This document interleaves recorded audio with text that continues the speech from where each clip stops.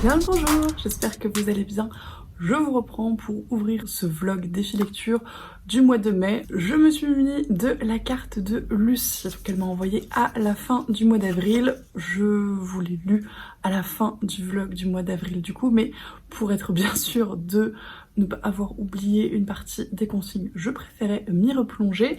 Toujours est-il que pour le mois de mai, on avait choisi l'imaginaire francophone. C'est le mois de la fantaisie, c'est le mois des imaginales. Ça collait plutôt bien.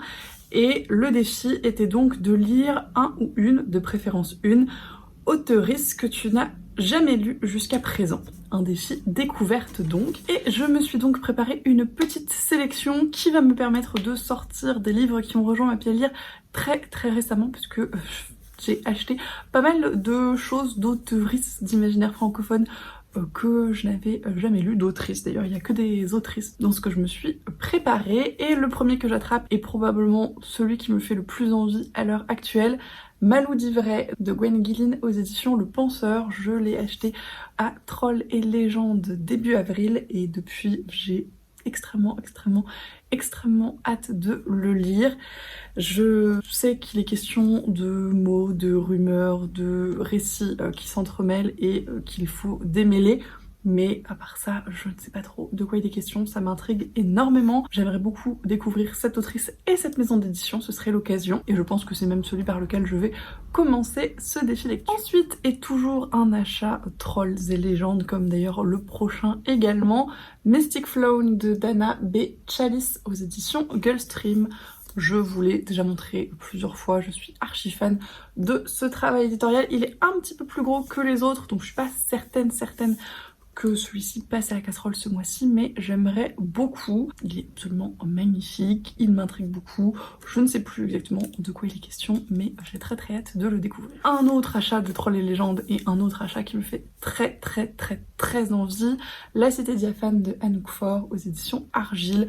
Toujours aussi magnifique. Il est tout petit, il me fait envie depuis sa sortie et le soleil c'est compliqué. J'aimerais vraiment beaucoup profiter de ce mois-ci pour le découvrir. Et le dernier et non des moindres, pour le coup c'est pas un achat de salon et c'est une autrice francophone que j'ai envie de découvrir depuis un moment. J'ai le premier tome de sa première série dans ma pile à lire, mais je pense que je vais commencer par celui-là et c'est Bruxelles de Éléonore de Villepoix aux éditions Hachette, qui est absolument magnifique, que Juliette de la chaîne Livre et Sortilège a beaucoup aimé.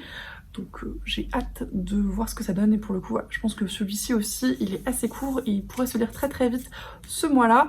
Honnêtement, si j'arrive à lire Malou d'Ivray et celui-là, ce sera très bien. Mais si je peux en lire un troisième, comme ils sont assez courts, ce serait encore mieux. On va voir. En tout cas, il me fait extrêmement envie. Et voilà, donc c'est toute ma sélection pour ce défi livresque pour ce mois de mai. Je suis très impatiente de lire ces livres et de faire ces découvertes. J'espère vous en reparler, en tout cas en grande partie, et encore une fois les lire assez vite. Croisons les doigts. De toute façon, je vous retrouve dans les plans suivants pour le livre que j'aurais débuté, probablement Malou d'Ivray, mais à voir. Et je vous laisse avec la suite.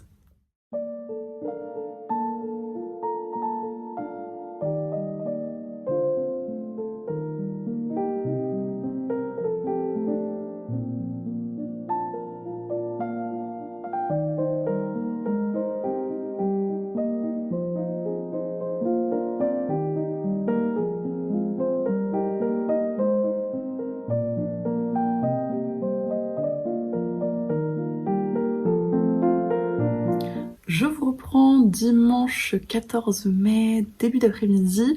J'ai pas beaucoup avancé le défi lecture et on est déjà quasiment à la moitié du mois et ça va être extrêmement compliqué, mais c'est pas grave.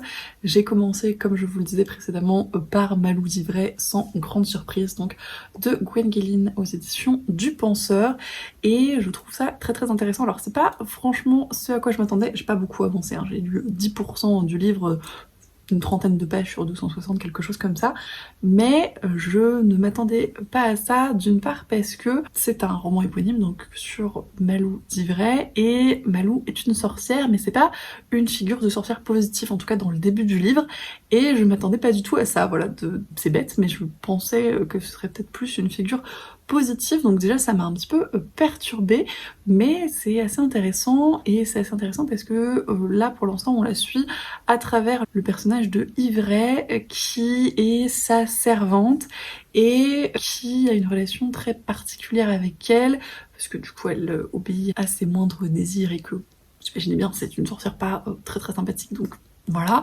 Mais en plus parce que donc dans cet univers, les histoires ont une forme de personnification, une réalité, une vie propre, et sont notamment vendues sur le marché par un colporteur qui s'appelle On. Il y a plein de jeux avec la langue qui sont très très très intéressants dans le début de ce bouquin. Ivray, à chaque fois ça me fait penser à, c'est pareil, le bon grain d'Ivray. On qui vend des histoires, c'est un peu on dit, etc. Enfin, il y a vraiment plein de réflexions intéressantes au niveau linguistique dans les noms des personnages et dans la construction que pour l'instant j'aime beaucoup, mais que je pense ne sont que les prémices de ce qui va se dérouler ensuite. Et donc pour l'instant ce que j'ai lu c'est la scène du marché où Ivray fait les commissions pour Malou et où elle croise la route de ce marchand d'histoire, qui lui fait un petit peu des magouilles avec les histoires des gens. Il y a un passage qui est absolument magnifique au départ, il faut que je le retrouve. C'est le début. Chaque jour de marché, quelle que soit la saison, qu'il pleuve ou qu'il vente, on raconte des histoires. C'est son métier, c'est ce qu'il crie aux chalands qui passent et hausse un sourcil devant sa marchandise. Des romances, des épopées, des contes en vrac, tranchés dans le vif, posés sur la balance en fer forgé. Car on les vend aussi au poids. Il y a de quoi satisfaire les clients les plus difficiles. Mieux encore, il peut réparer n'importe quel récit. Les drames familiaux trop embrouillés, les aventures au parfum de scandale, les réputations boiteuses, tout, vraiment tout. Il ampute les parties trop gênantes, cautérise les passages douloureux, polit les motivations, redresse les fiertés en berne contre quelques pièces seulement. Ivray l'a déjà vu à l'œuvre.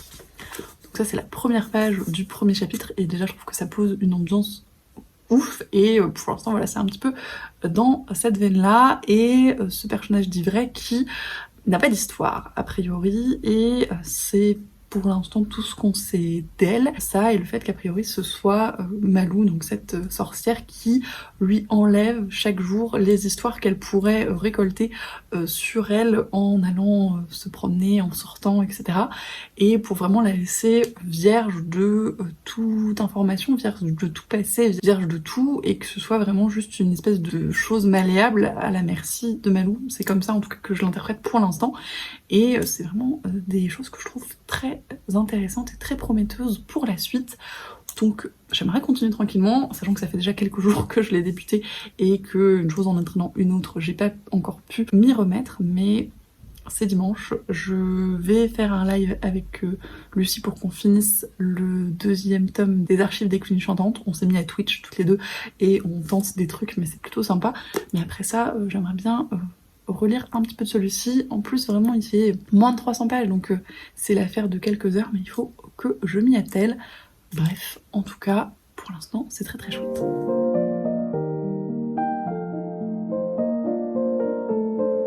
Je vous reprends jeudi 18 mai pour vous faire un petit point. J'avance lentement mais sûrement, mais j'avance toujours sur Malou d'Ivray de Gwen Guilin, et c'est absolument passionnant tant dans le fond que dans la forme. Il y a vraiment d'excellentes idées. Déjà un truc que j'adore, je sais plus si je vous avais dit, mais il y a un des personnages qui s'appelle On, qui est vendeur d'histoire, et il y a un passage où du coup c'est marqué on raconte, et c'est on le personnage et pas le, comment dira-t-on, le on un petit peu générique. Et je trouve que, alors c'est pas grand chose parce que vraiment c'est juste littéralement nommer un personnage comme ça, mais en termes narratifs et construction d'idées et façon de voir les choses, je trouve ça génial. Donc on raconte, c'est une personne, et du coup ça remet plein de choses en perspective, et à la fois que on dit, et ben c'est un seul personnage et c'est formidable. Il y a dans forme une alternance de la troisième personne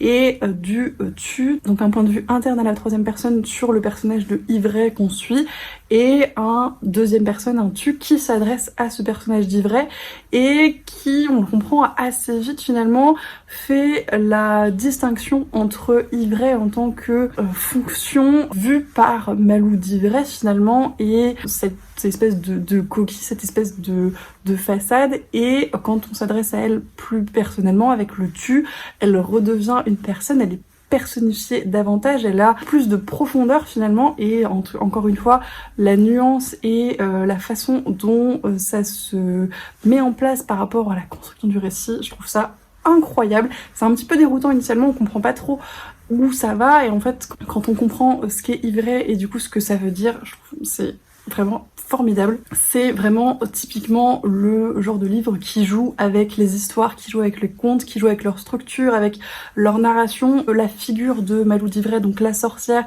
qui est vraiment la figure maléfique du conte par excellence, et un petit peu le Rumpelstiltskin de cet univers-là, puisqu'elle conclut des marchés avec des gens en échange de ses pouvoirs. Typiquement, elle se fait promettre un premier-né, et bien évidemment, les parents ne lui remettent pas, donc ça crée tout un chambardement. Et on a vraiment cette figure-là qui est un petit peu remise au goût du jour, finalement retwistée de plein d'aspects, et c'est encore une fois hyper intéressant. Mais tout l'aspect des histoires et des récits là-dedans est très bien traité, et j'en suis à un passage où, en parlant de personnages fonction, il y a le personnage de la femme rien, femme-rien, qui est littéralement un personnage fonction et décrit comme tel. Le passage que je viens de lire, c'est « Car la femme rien, il est facile de le voir depuis les marges, offre un reflet désagréable de ce que la sorcière aurait pu être. Si, comme tout un chacun, la femme rien est née dans une histoire, elle a vu le jour à sa périphérie. Elle existe uniquement parce que le héros ou l'héroïne a eu besoin d'un abri pour une nuit ou d'un foyer durant quelques années. À peine a-t-elle été mentionnée au bout d'une ligne pour justifier une ellipse que déjà l'histoire sautait à sa prochaine péripétie, l'abandonnant derrière elle. Nul ne sait quand cela a eu lieu, ni même si cela a eu lieu. Après tout, les histoires peuvent parfois entraîner le temps dans leurs méandres trompeurs, ou bifurquer brusquement, laissant un sillon stérile empli de ce qui aurait pu être mais qui ne fut jamais. » Et déjà, ça vous donne un petit aperçu, encore une fois, de l'écriture que je trouve formidable, et de tout ce jeu avec les récits, avec les histoires, avec les narrations. C'est vraiment, je m'éclate. Alors c'est une lecture qui est un petit peu perturbante parce que du coup elle est pas linéaire, elle est pas très dirigée vers un objectif précis. Pour l'instant je sais pas trop où ça va, mais je trouve que les idées, encore une fois, tant dans le fond que dans la forme, sont absolument passionnantes. Et j'ai très hâte de voir comment ça avance. Il y a une histoire de rois et d'espèces de récits de vie, de vieux rois et de jeunes rois qui se succèdent. Je sens que ça va un petit peu tourner autour de ça, mais tout le contexte déjà me remplit de joie. Et j'ai très hâte de continuer et de voir ce que ça donne. Je vous reprends lundi 22 mai vers midi. Je suis à une petite moitié de Malou d'Ivray, et j'avance tout doucement, et c'est pas faute d'apprécier ma lecture, mais c'est un style qui est quand même un petit peu exigeant parfois. Il y a des tournures de phrases qui sont très jolies mais qui du coup sont pas toujours très transparentes, mais par contre c'est une originalité et avec des idées en termes de narration et de construction qui sont absolument géniales. Il y a un narrateur qui est en train d'émerger, une première personne, une autre personne dans la narration qui est en train d'émerger et qui est très intrigante. Donc j'ai hâte de voir ce que ça va donner, mais c'est vraiment très intéressant à plein de niveaux.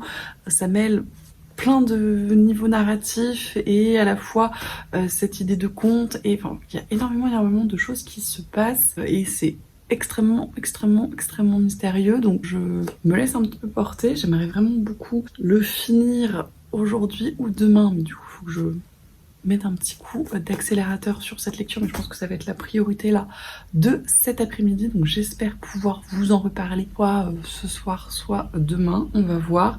Ça me permettrait peut-être éventuellement de lire un deuxième livre dans la foulée pour ce défi lecture, d'autant que je pense que il y en a un qui va être un petit peu plus rapide à lire, je l'espère en tout cas. On va voir encore une fois, mais pour le moment j'apprécie toujours autant ma lecture. C'est vraiment une excellente découverte, c'est un ovni littéraire complet parce que j'ai jamais rien lu qui ressemble en termes de style d'écriture, en termes de narration. C'est vraiment hyper original, mais c'est absolument génial et passionnant et très inspirant, donc j'ai hâte de continuer.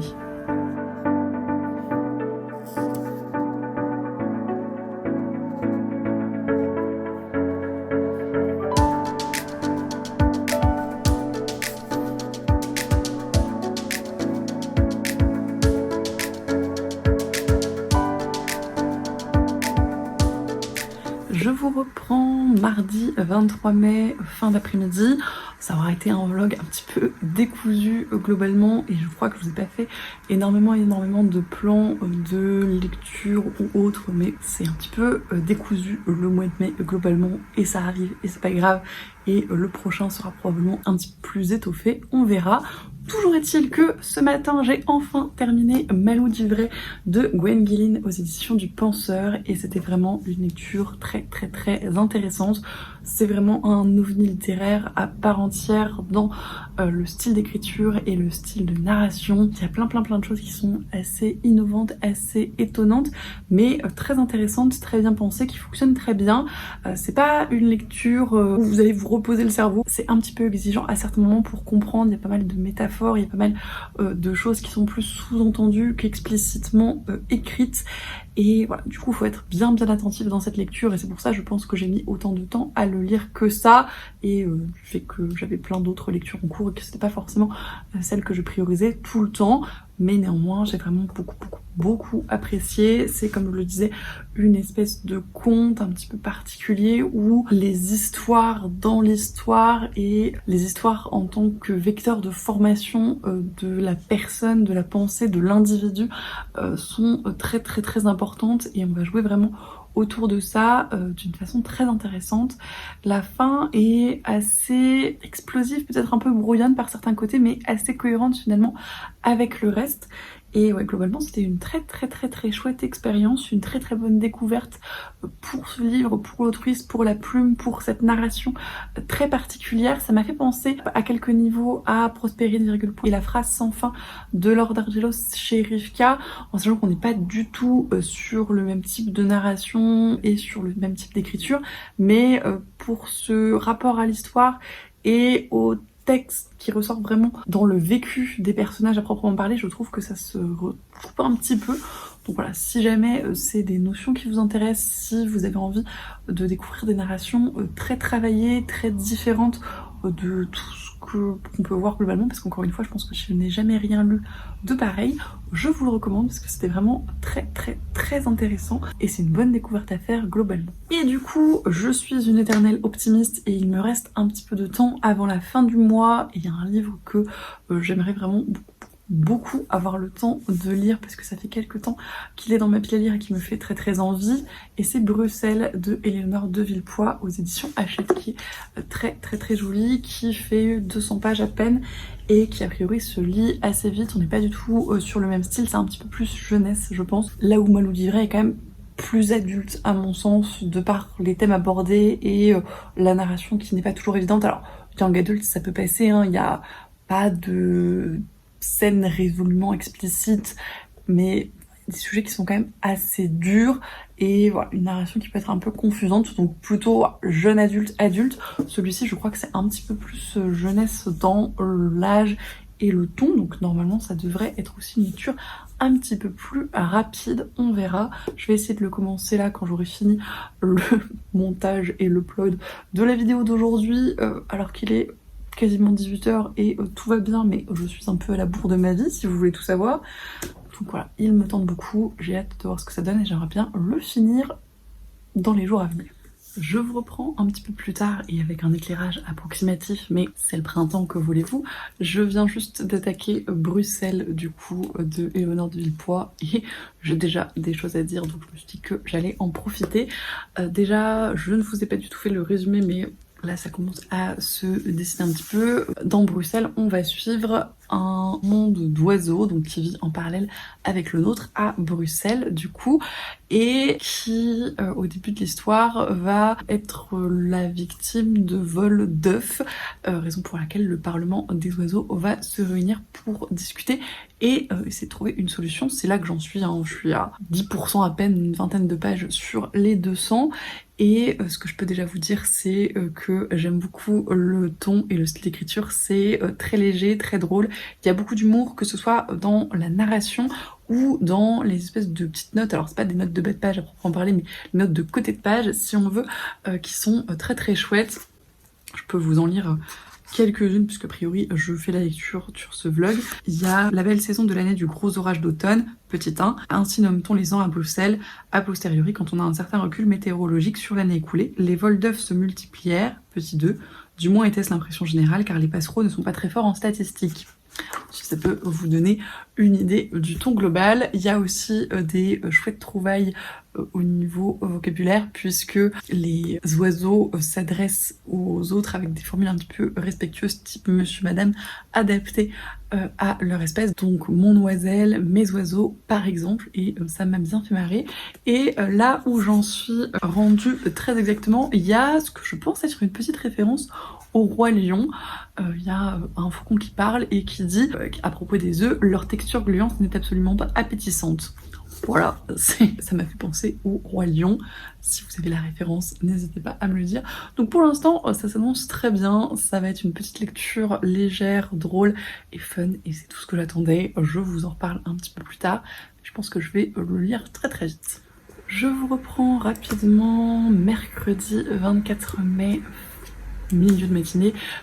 J'ai bien avancé Bruxelles, du coup j'en suis à la moitié à peu près et c'est très cool. C'est de la fantaisie animalière très chouette. J'en lis pas beaucoup globalement, j'ai pas de grosses références en la matière mais j'aime beaucoup ce que je lis pour l'instant.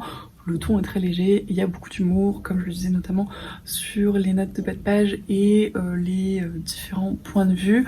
On suit du coup 3 espèces d'oiseaux différentes qui enquêtent sur cette disparition d'eux et on voit bien les différences intrinsèques entre ces espèces. Il y a le rouge-gorge qui est très expansif, qui s'exprime beaucoup. Il y a une petite note où ils disent que c'est un peu l'archétype oiseau de la masculinité toxique parce que il chante fort, il défend son territoire, il a cette vision du mal, etc. Donc c'était assez drôle. Il y a le pigeon qui est très chill et qui cherche de noise à personne, qui vit sa vie, qui est anarchiste, on lui en demande pas plus, il en fait pas plus. Et la corneille qui est beaucoup plus intelligente que les deux autres, qui est beaucoup plus dans la stratégie et la réflexion. Et du coup ça fait une petite troupe assez sympa à suivre. Et forcément on les voit un petit peu se lier d'amitié, etc. Donc c'est très chouette. Pour l'instant, j'ai hâte de voir un petit peu le mystère se résoudre progressivement.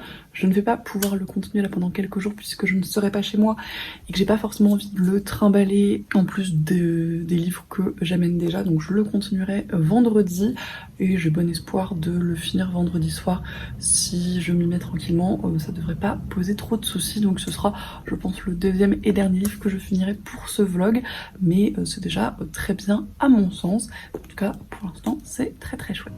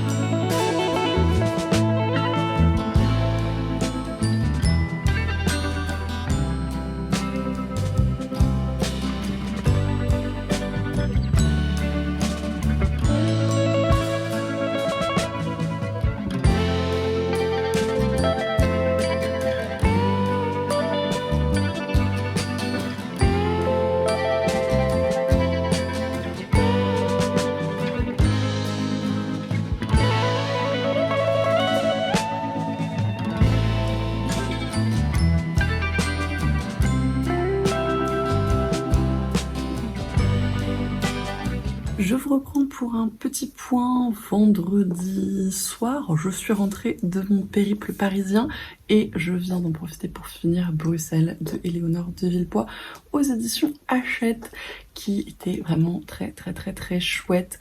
au-delà de la fantaisie animalière et des trucs très humoristiques autour des oiseaux et des petites notes de bas de page qui amènent vraiment une légèreté à l'histoire et font que ça se lise très très vite. Il y a un propos de fond sur la tolérance, sur les préjugés, sur les oiseaux migrateurs et autres oiseaux exotiques qui ne sont pas sans rappeler les migrants et autres gens différents finalement. Donc il y a un vrai propos voilà, sur ça et sur le fait d'accepter autrui et d'ouvrir la porte à d'autres cultures et à d'autres oiseaux en l'occurrence. Et c'était très très chouette, le message est très très chouette, surtout pour ce type de récit pour la jeunesse, et encore une fois c'est pas un livre jeunesse, on prend les enfants pour des idiots, et c'est un livre qui fonctionne très très bien. J'ai été touchée quand je devais être touchée, énervée quand je devais être énervée, les plot twists m'ont surpris quand ils devaient me surprendre, donc vraiment c'est très très efficace, très agréable à lire, et si vous n'avez pas tenté cette lecture, je vous la recommande chaudement parce que j'ai vraiment beaucoup apprécié, tant pour le fond que pour la forme, et c'était très cool. C'est donc le deuxième livre de ce défi lecture du mois de mai. Le premier étant, je le rappelle, Malou d'Ivray, qui était également très chouette, dans un genre très différent, résolument plus adulte, avec un style très particulier, mais du coup c'était deux très chouettes découvertes en imaginaire francophone, en autrice d'imaginaire francophone, dont je suis absolument ravie et que je continuerai à suivre. Éléonore de Villepoix, j'ai un autre livre d'elle dans ma palle, mais pour Gwen Guilin, je ne suis pas sûre qu'elle ait sorti autre chose, mais je regarderai si toutefois c'est le cas. Toujours est-il que ça a été encore un défi lecture très efficace et très cool, donc c'est toujours très chouette. Ce ne sera probablement pas le dernier clip de ce vlog, tout simplement parce que j'attends la carte que Lucie m'a envoyée mercredi et qui devrait arriver dans ma boîte aux lettres d'ici demain, donc je pense que je vous ferai un petit clip dimanche quand je la récupérerai, et donc je vous laisse probablement avec ces images là. Je vous reprends dimanche 28 mai milieu d'après-midi. Je vous disais dans le clip précédent qu'on allait se retrouver pour ouvrir la carte de Lucie que j'attendais pour hier dans ces eaux-là, et je rentre à l'instant de mon week-end d'anniversaire. J'ouvre ma boîte aux lettres et je trouve ceci, qui est un peu grand pour une carte de défi lecture, vous en conviendrez avec moi, qui me vient de Lucie, bien évidemment, qui est complètement folle parce qu'elle m'a déjà envoyé quelque chose pour mon anniversaire en début de mois, donc je ne sais pas ce que c'est, mais bref, je me suis dit qu'on allait en profiter pour ouvrir ça ensemble. Ma fidèle paire de ciseaux, et c'est parti. On va faire comme ça pour que vous voyez un petit peu plus le carton. Alors, il y a une petite carte, et coucou, et surprise, bah oui. Marion voulait t'envoyer une surprise pour ton anniv, mais je n'ai pas osé donner son adresse sans autorisation, on sait jamais, même si c'est Marion. Bref, du coup, un colis avec la carte défi lecture, un deuxième petit cadeau, plus ceux de Marion. Ta palle va adorer. Bisous Lucie, mais vous êtes trop mignonnes toutes les deux. Merci beaucoup, merci Marion, merci Lucie.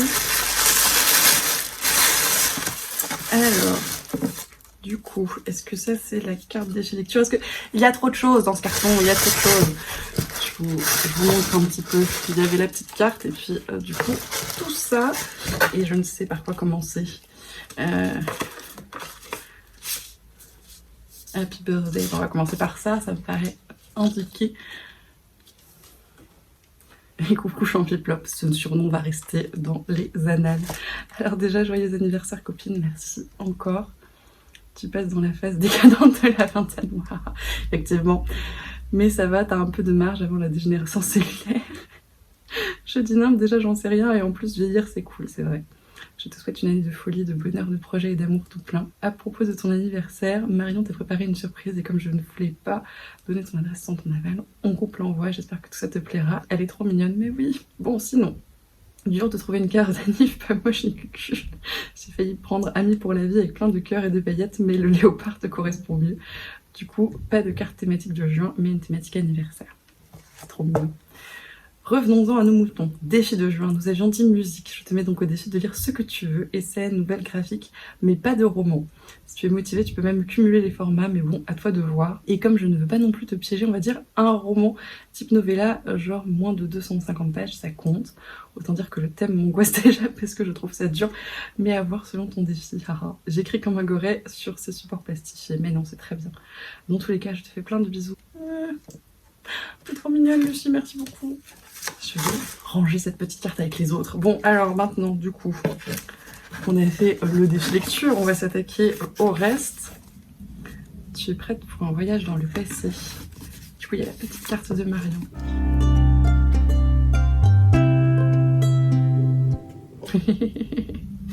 Marion aussi, elle est trop mignonne, elles sont beaucoup trop mignonnes. Ça, c'était la petite carte accrochée sur le premier paquet. C'est pareil, elle va rejoindre ses petites copines. Et du coup, donc, l'étiquette de ce paquet-là dit « Tu es prête pour un voyage dans le passé ?» Et peut-être, je ne sais pas, pour un voyage dans le passé. Bon, c'est pareil, je vais essayer de deviner, mais je suis pas très fortiche. Elle a dit qu'il y avait pas mal de SF. Connaissant Marion, ça ne m'étonne pas du tout. Mais du coup, je ne sais pas ce que ça peut être particulièrement.